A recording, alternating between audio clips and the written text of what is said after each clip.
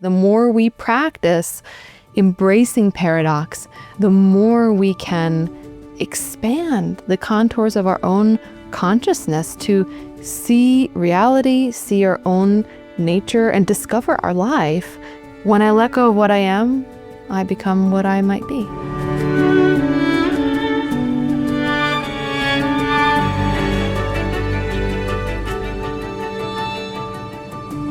Hello and welcome back to Remember Why You're Here, a podcast for seekers and sensitives where you can relax, receive, reconnect to yourself, and remember why you're here. I'm Asia Suler, author, earth intuitive, teacher, and paradoxical person. And this podcast episode today is all about allowing yourself to be the paradox that you are. This episode is here to give you permission to be complex, contradictory, to be a paradox. There's this level of reality in which we are meant to be all of the things that we are, that no part of us is out of place, that every part of us has a role to play.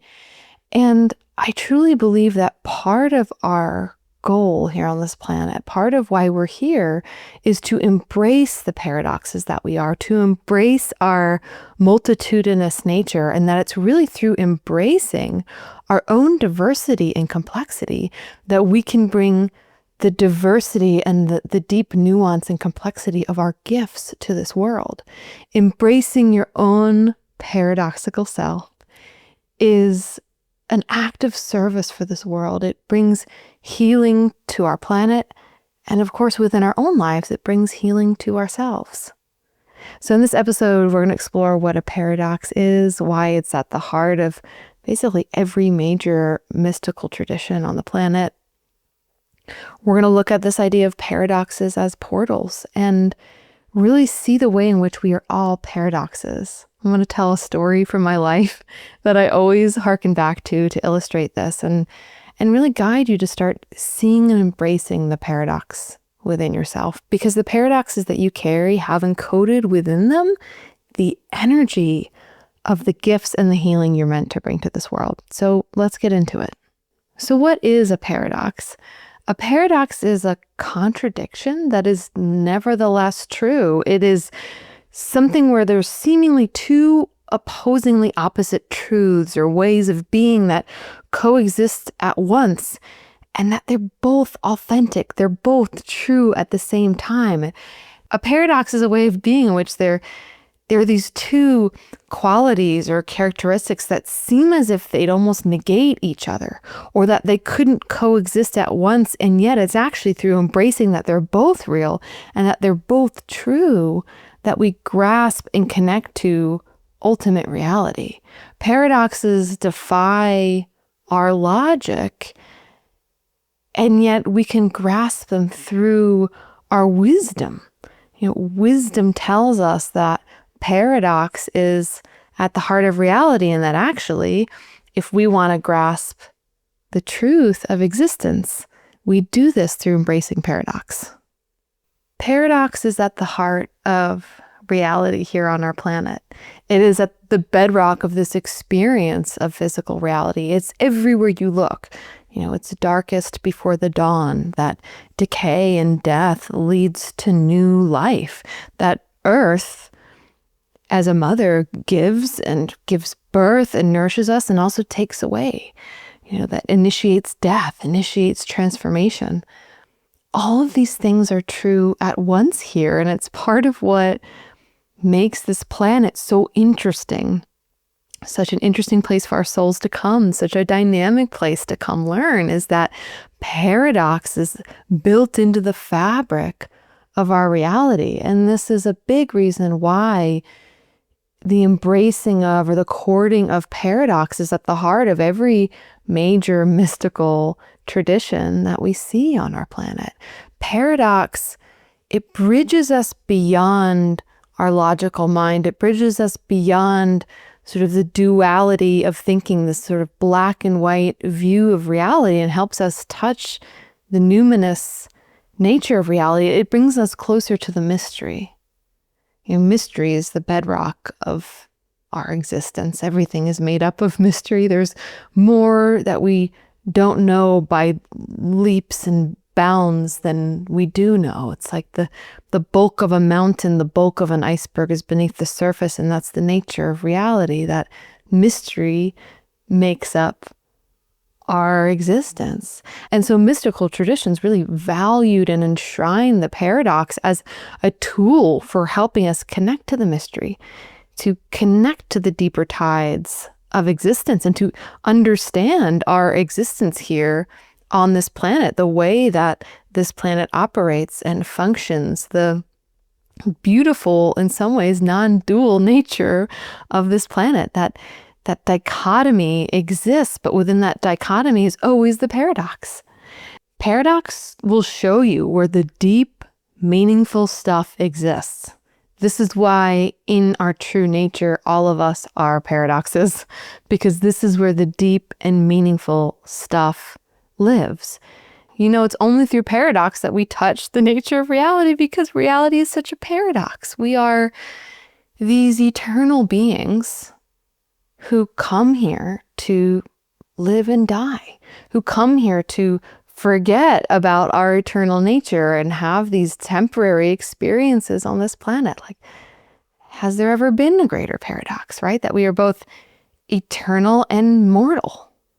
So there's this level in which, paradox, it helps our brain to transcend the limits of our thinking. It helps our consciousness to expand. The more we practice embracing paradox, especially embracing paradox within ourselves, the more we can expand the contours of our own consciousness to see reality, see our own nature, and discover our life outside of the bonds or the confines of what we think is possible.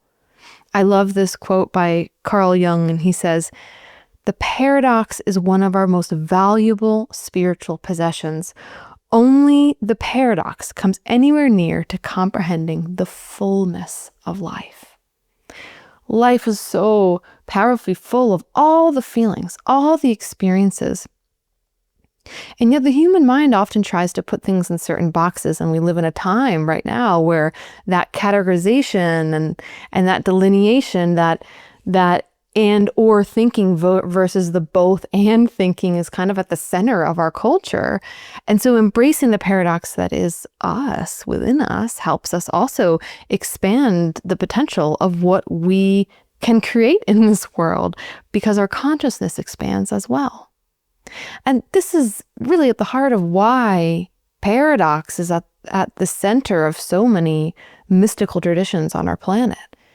For example, Jesus was considered to be both fully human and fully divine. That's a paradox. Or in, Hindu mysticism, you are both the drop and the ocean. You are both at once. Or in Taoism, the Tao that can be spoken is not the eternal Tao. At the heart of so many of these traditions was this awareness that paradox is a portal. It's one of those inbred portals to existence where when we learn how to embrace it, it opens up another way of seeing and being on this planet. I think in a lot of ways we came to Earth to experience the delight of paradox. As souls who are in the spiritual world and not embodied, there's no opportunity for there to be paradox in the same way, because everything exists and is. There's no opposite. There's no contradictory forces. There's no dichotomy. There's no yin and yang. And so I think on a soul level, we're actually really delighted to come here to this planet and let's experience the juiciness of paradox. Let's experience the juiciness of being in a place on a planet at a time where it seems like there's opposites and polarities, and yet somehow this process of separating out into two parts actually brings us back together into more wholeness. And this is a big part of the origin story in Taoism, this idea that, out of the void came something, the one thing, and this one thing, this one energy decides to split itself literally split itself into the yin and the yang, into these two opposing forces, because the presence, whatever you want to call it, wanted to learn about itself. And it knew that through separating, these two pieces could come back together. And when they came back together, after this experience of polarity, when they came back together, they create more wholeness and more integration than existed before. And this is so much of what we're doing when we embrace the paradoxes that we are.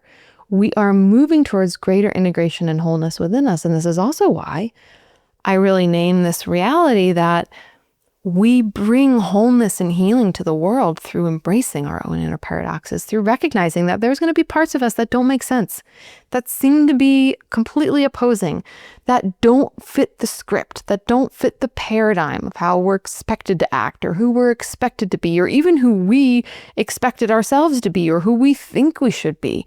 That all of this is such rich, juicy, important terrain, that paradox is a portal, and it's a portal within your own life as well for reaching new levels of integration and self-awareness and possibility. We are all paradoxes, every single one of us. It's really just a matter of how tuned in you are or not to the fact that you're a paradox.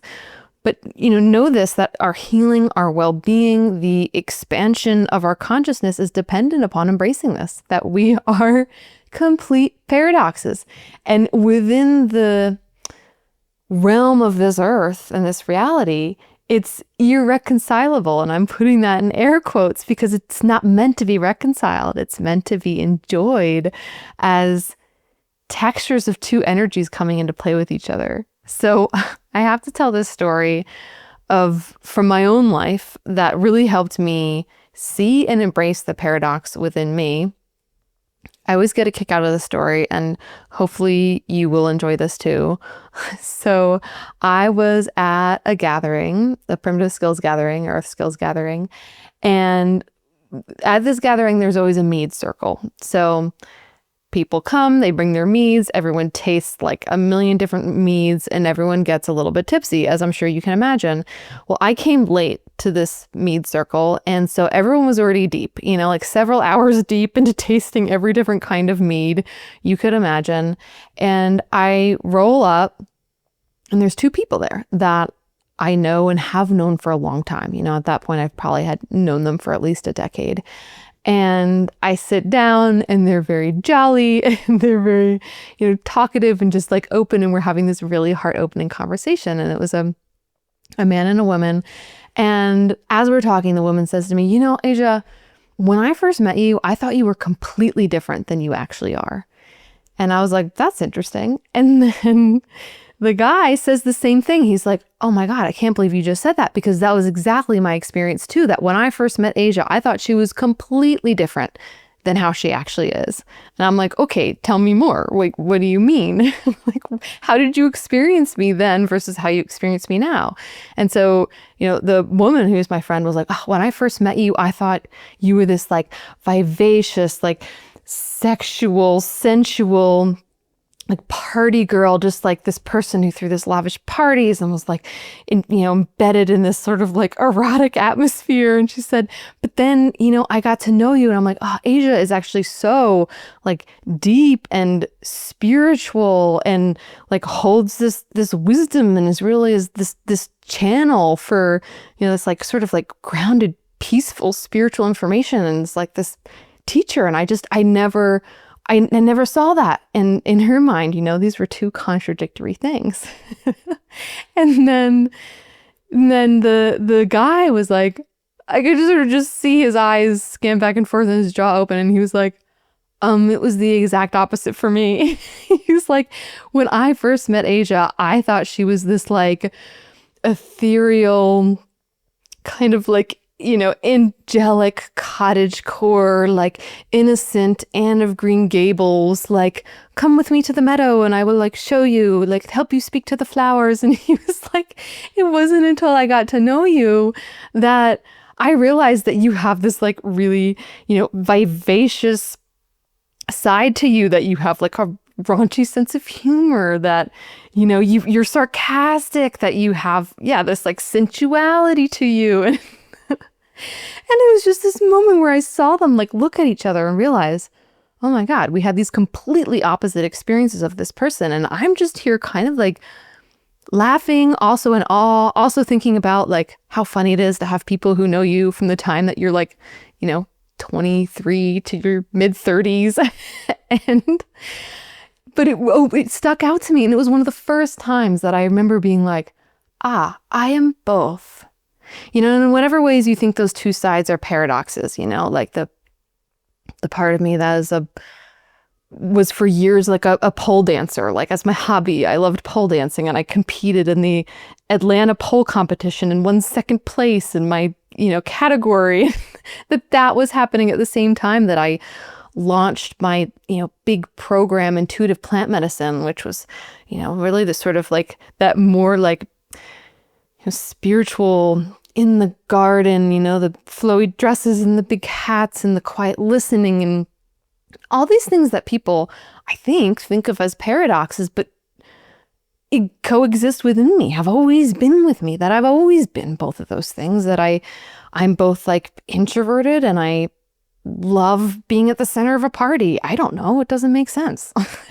That I'm an introvert and I'm in some ways like shy and private, and yet like part of my whole life thing is to put myself out there in the world and to perform and to express myself. And I share this, not to like go on and on about myself, but to illustrate for you that you contain these paradoxes too. And that while you might not have had two people who maybe had a lot of mead openly admit this to you, you have probably had this experience happen to you in your life where people meet you, they see one version of you, they see you inhabiting a certain side of yourself, and they sort of assume, right, that you are a certain way.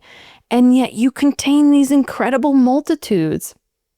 I also think that we get stuck in these traps too. Like I can't tell you how many times in my life I felt like, I need to be a certain way, like I need to be this, whatever it is, like straight A, kind of like studious person. And that's at odds, right, with this person who wants to throw it all away and just like be a poet and not go to school that day or whatever it is. That we're constantly at odds with the paradoxes within us. But the whole point is to embrace that they're all meant to be there, that these paradoxes are meant to exist within us because it's like the flake, it's the seed of the divine within us to have these multiple facets of our being that coexist at once. And when you stop resisting the diversity within you, even when it seems like they're in conflict, the part of you that wants something and the part of you that doesn't want something, when we stop resisting that and we're just with it, we open up so much energy. We open up this potential for all the energy that exists within us. If we stop resisting maybe the part of us that, wants to stay home and cozy up and like be in our blankets and read our fantasy book, and also the part of us that like wants to go out dancing and wants to be seen and wants to kiss someone cute. Like this is just one example, but it's like when we stop resisting that, we actually open up this big energy potential of who we really are, which is this beautiful, complex mix of all these facets of our being, of a spirit, a soul that is beyond this human form, that comes in with like all the depths, all the complexities, and that comes in wanting to play. And we really see this at play in what's called parts work, or the internal family systems therapeutic model, where the whole idea here is it's viewing the mind not as a single entity, but as a series of parts, a system of parts, and each have their own personality and desires and roles and viewpoints and emotions. And sometimes it feels like these parts of us are in conflict, that they're causing conflict for one another, and because they want different things and they're trying to do different things.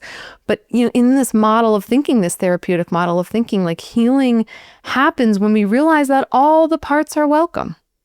That it's not like just some parts are the good parts and other parts are the bad parts. All parts are welcome, and our goal is not to fix them, but to befriend them. That they're all here in part to work with one another.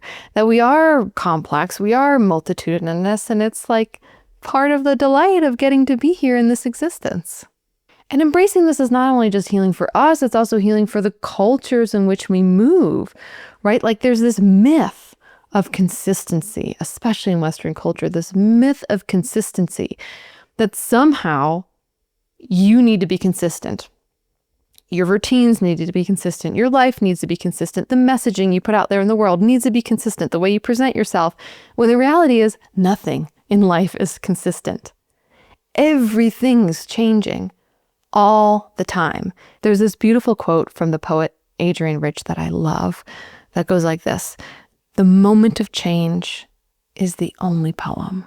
Oh, and it touches the heart of reality that everything is in motion, everything is always changing, nothing is consistent, and anything that is consistent, that's static, that's death in a certain way, right? Like we want the chi, the life force of life, to keep flowing, to keep changing. That movement is life itself, and so when we allow ourselves to be contradictory, to be complex, to be a paradox that frankly can't be figured out, then we're actually rewriting the cultural paradigm of, what it means to be alive, what's valuable about what we bring, what we're here to experience, what is really at the heart of life.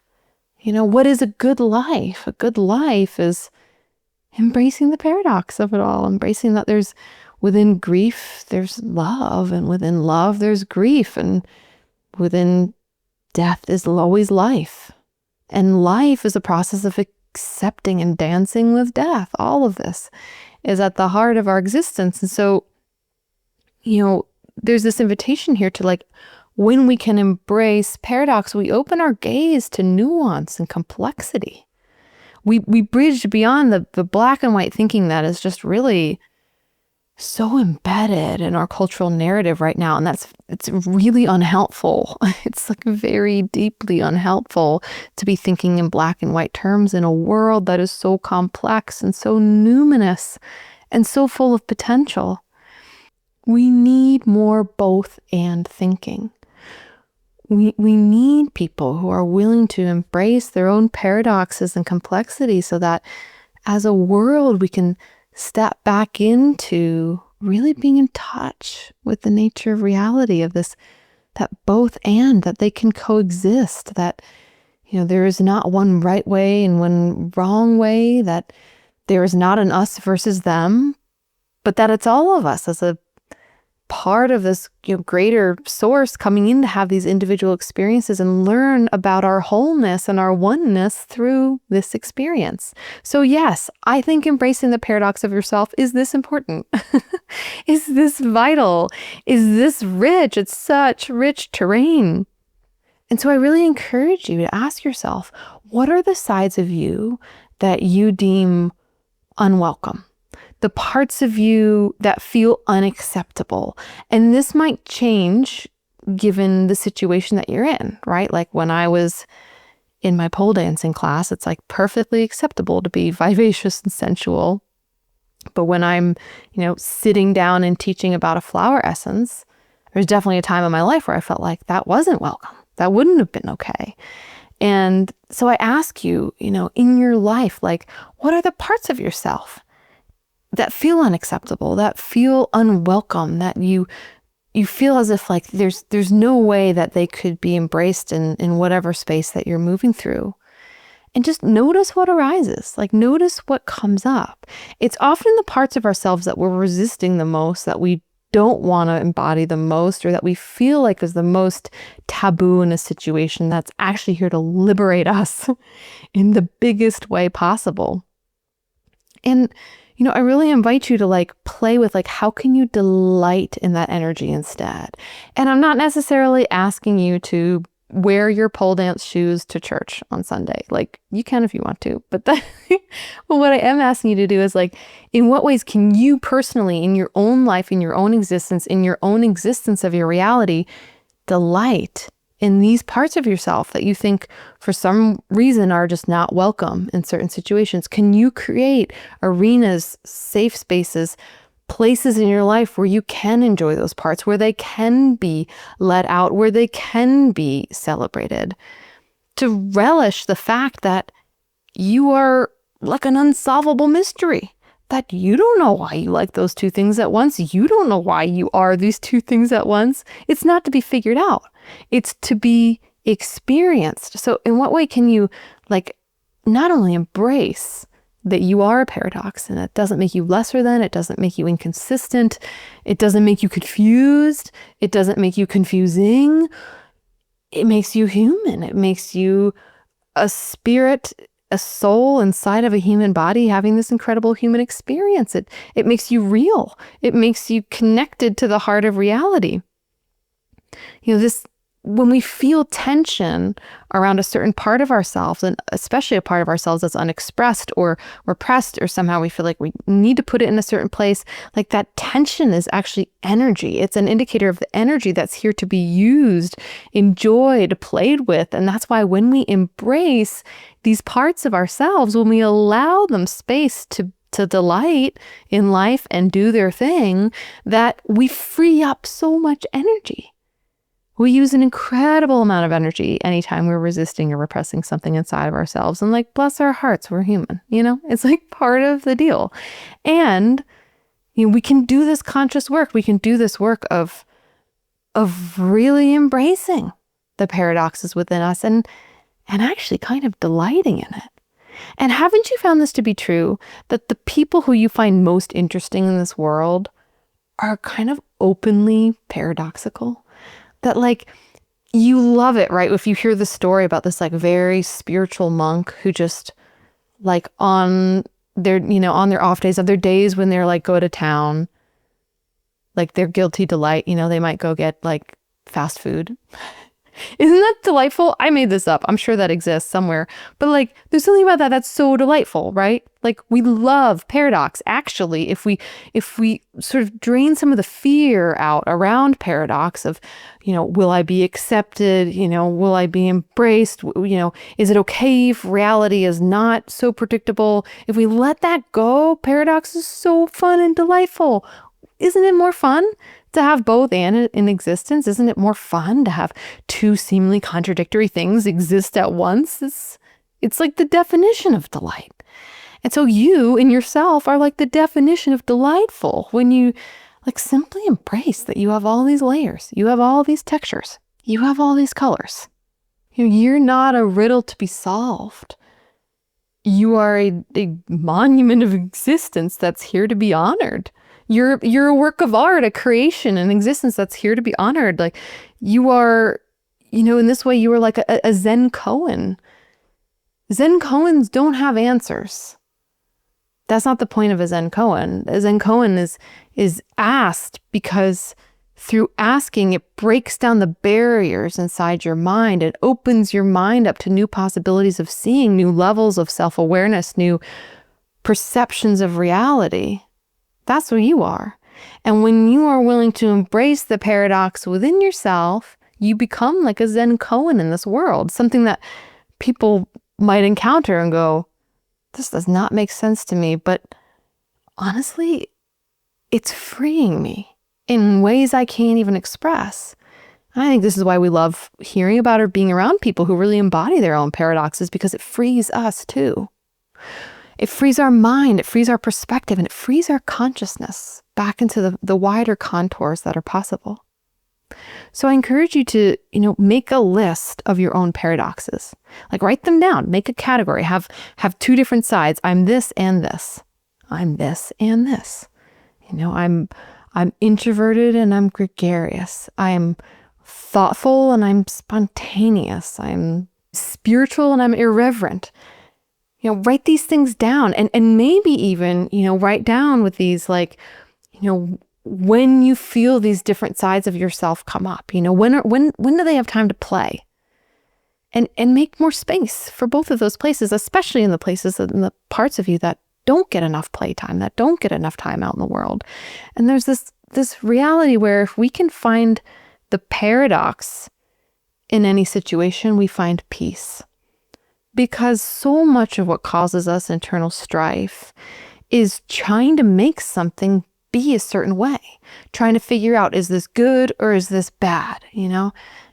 Is this right or is this wrong? And if we just allow it to be a paradox, to be complex, to have layers, to be like, it's both, like this is good for me and this is kind of hard for me. This is something that's bringing a lot of like joy to my life, and it's something that's bringing up these layers of grief or loss or worry or whatever it is. That's okay. It's allowed to be a paradox. You're allowed to have both exist at once inside of something, just like you're allowed to have both exist at once inside of yourself. So if we just embrace that, the biggest, richest things in life will naturally be a paradox. They just will. It's what adds to their beauty. It's what adds to their depth. When we can embrace that, we find freedom. We open up energetic layers of our own self, and we can really embrace our own selves in a way that we have access to all of the energy that we're meant to use here on this planet, to be a part of the dreaming of our planet, to bring ourselves closer into the heart of reality and deliver into the heart of reality the gifts that we're here to offer. If paradox contains this much energy, then you living out your paradox, letting it be, is you allowing life force to exist on this planet. It's allowing yourself to be in alignment with the life force of this planet and letting that energy move through you. And you probably even notice now as you're listening, like this sense, this feeling of like more energy arising within you. There's a relief, right? There's a relief in just being the paradox that you are. And I promise that the more you are, the more you allow yourself to be this paradox, the more you will call into your life the people and situations that really love and honor you as the paradox that you are, that don't want you to be just one thing. That's boring. They don't want that. Like the people and the places and the situations that are meant for you will delight in the paradox that you are. We'll find it to be one of the most invigorating and freeing things. We'll want to be in your presence because you are so willing to embody the paradox. And this is really a force of becoming an evolution for our planet. So as Lao Tzu says in the Tao Te Ching, when I let go of what I am, I become what I might be. And that's what we're doing. We're letting go of what we think we are, what we've been trained to do, all the ways in which we've been programmed to view how we view ourselves, what a good person looks like, like what an acceptable person looks like. And when we do that, we're becoming who we might be. And so there's this energy, there's this force of when we do this for ourselves, what we're bringing to the planet is this energy of letting go of what was to embrace what might be. There are so many potentials and possibilities for what might be on this planet. So many. And I think so often we get stuck in the doomsday loop of the news and the news cycle, the things we're being bombarded with every day, that we don't recognize just how much potential and possibility is still before us. How much can shift and change. The ways in which we let go of what was, we embrace what might still be. We step towards new realities, new possibilities on this planet. And I deeply believe, and have heard over and over again from this earth, that it truly begins with us accepting the earth of our own selves, coming into alignment with the earth of our own beings, with embracing the way reality manifests itself through us, which in this way of thinking is embracing the paradox of who we are, the beautiful, conflicting, confusing, complex, utterly delightful paradoxes that each and every one of us are. The paradox that you are, that you came to embody here on this planet. This is part of your gift, part of why you're here. And I want you to know that this earth is just absolutely delighting in all it is that you carry and all it is that you are, in the complex, nuanced landscape of who you are in your being. And that you simply coming home to that and resting there is creating these greater ecological systems of transformation and care on this planet. So if you feel moved to share, I'd love to hear about what paradoxes came up for you. And if you'd like to share, leave me a voice message. Head on over to asiasuler.com/remember and you can leave me a voice note there. And I would love to hear your voice and celebrate you and the paradox that you are. And if you're listening to this when this first came out, it is officially a few days before my birthday, which always feels like such a fun time to embrace paradox on one's birthday. Like, what do I want to do for this day? Maybe I want to do all the things that the different parts of me like to do. But if you are listening in this time frame, then we're running a 20% off sale for my birthday, off everything on the website. So if you're interested in a course or my collection of guided meditations, all of that is there and available, and you can get 20% off your entire order between now and the end of my birthday on Friday, July 18th. So if you're interested, go check that out. It would mean a lot to me to get that little birthday gift from you on my birthday. So just use the code birthday20 at checkout and that entire discount will be applied to your whole cart. And if you would like to give me another birthday present, or if you just want to do a good deed, an act of service today, something like leaving flowers on someone's doorstep or a little offering out in the world, then I would love it if you left a rating, review, or stars or thumbs up for this podcast. It really logistically very much helps this podcast to get out there into the world. And each and every one just means so much to me. I will be reading them on my birthday this year. So if you feel moved to do that, if this podcast has been meaningful to you or helpful for you in any way, that would just be such a wonderful birthday gift for me this week. So thank you. Thank you so much for being here. Thank you for being the paradoxes that you are. I love that we get to hang out as paradoxical people and just enjoy and embrace the levity of it and delight really in this existence of being able to be who we are, these beautifully complex paradoxical beings on this beautifully complex paradoxical planet.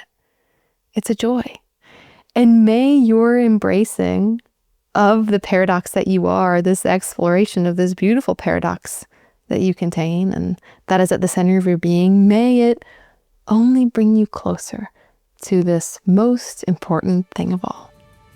Remembering why you're here.